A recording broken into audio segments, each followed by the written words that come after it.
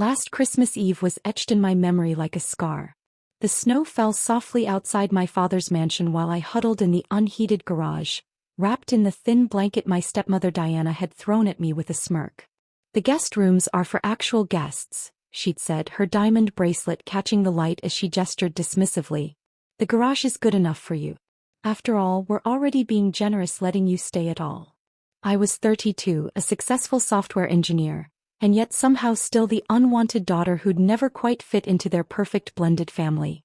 My father had married Diana when I was 12, and she'd brought along her precious twins, Emma and Ethan. From that day forward I became the family afterthought. "Sarah." My father's voice echoed through the intercom system he'd had installed in every room, including, mockingly, the garage. "Diana says you're settled in for the night?" I pulled the blanket tighter, watching my breath form clouds in the cold air. "Stat. All settled. Good. The twins are showing everyone their Harvard acceptance letters. Shame you couldn't make something of yourself like that." I bit back a laugh. If he only knew that the company I'd founded 3 years ago was now worth more than his entire real estate empire. But I'd kept that quiet, working under my mother's maiden name, building something far from their judgment and expectations. The garage door creaked and Emma slipped in, her designer boots clicking on the concrete. "Oh good, you found your spot next to Dad's Porsche." Her smile was pure venom. "Though I suppose you should be used to being around cars given your, what do you call it? Computer repair business." "Software development," I corrected quietly, thinking of the 3 floors my company occupied in downtown Seattle's most prestigious building. Right. Well, everyone's talking about Ethan's internship offer from Goldman Sachs. Mom's absolutely glowing." She paused, examining her manicure. "But hey, at least you can fix people's laptops or whatever." I said nothing, remembering the contract my company had just signed with Goldman Sachs. A cybersecurity deal worth 9 figures. The same contract Ethan would probably be fetching coffee for the executives discussing. The intercom crackled again. "Emma darling. Come back inside. We're about to open presents." "Coming, Mom." She turned back to me with fake sympathy. "Don't worry, we'll save your gift for morning. It's just a little something from the clearance rack, but we know you'll appreciate anything." After she left, I pulled out my phone, checking the emails I'd been ignoring all evening. My CFO had sent over the final numbers for our latest acquisition, a struggling real estate firm that had caught my eye. Not because of its potential but because of its name, Anderson Properties. My father's company. He didn't know it yet, but his empire was crumbling. Bad investments, overextended credit lines, and a market turning against him. In 3 months he'd be facing bankruptcy.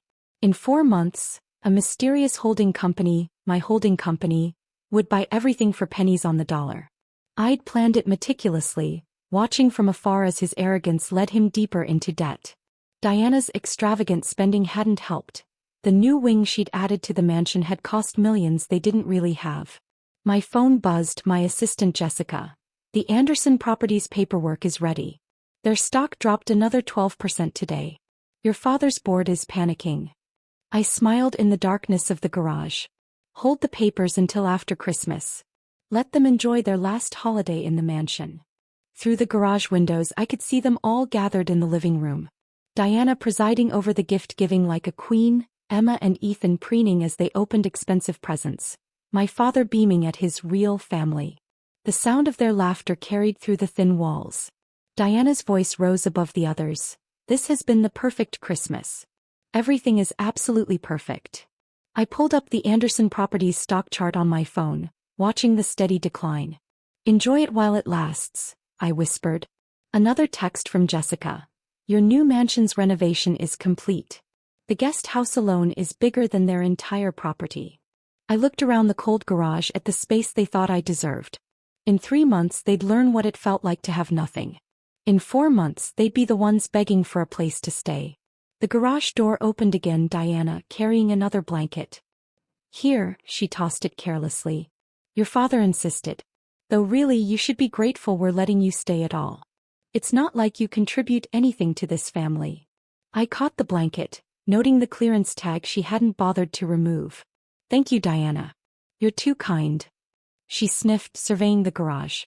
"Well, at least you know your place." Unlike Emma and Ethan, you'll never amount to anything grand. But that's fine.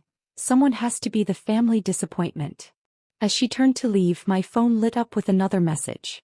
The Anderson Properties Board had called an emergency meeting for December 26th. They'd discovered something troubling about their finances. Diana, I called after her. Merry Christmas. Enjoy the mansion. He paused at the door. What's that supposed to mean? Nothing, I smiled in the darkness. Just thinking about how quickly things can change. 1 year later, I stood in my new mansion's entryway watching the December snow fall. The house made my father's look like a cottage, 15,000 square feet of modern luxury overlooking Seattle's best views.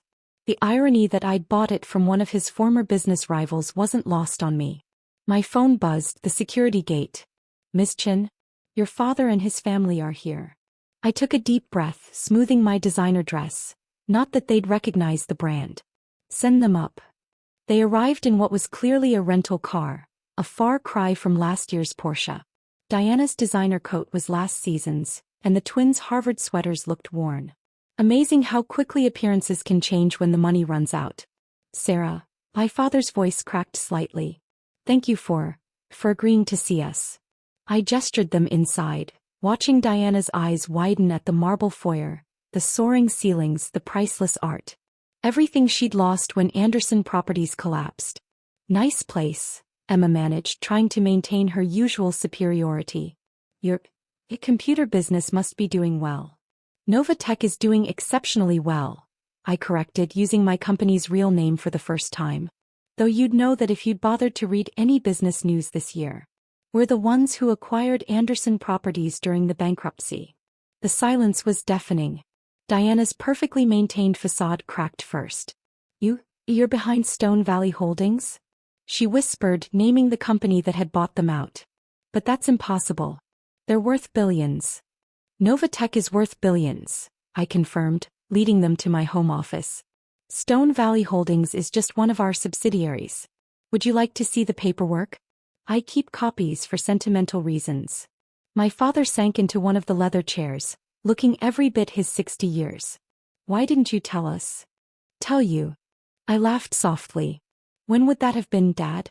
Last Christmas while I was sleeping in the garage. Or maybe during one of the many family dinners I wasn't invited to. Ethan stepped forward, his Harvard confidence somewhat diminished. Listen, about last Christmas. Save it.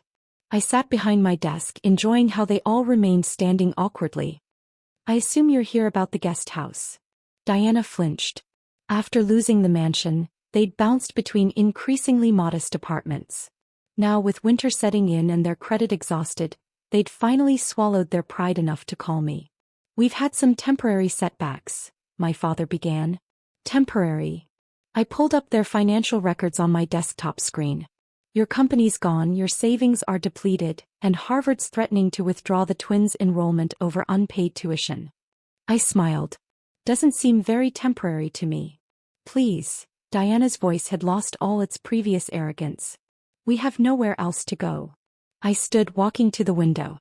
Below, the guest house sat nestled in the landscaped grounds, 4,000 square feet of luxury that would have once seemed beneath them. The garage is free, I said quietly. Emma gasped. Ethan's face reddened. My father stood up sharply. Sarah, be reasonable. We're family. Family. I turned back to them. Was I family last Christmas?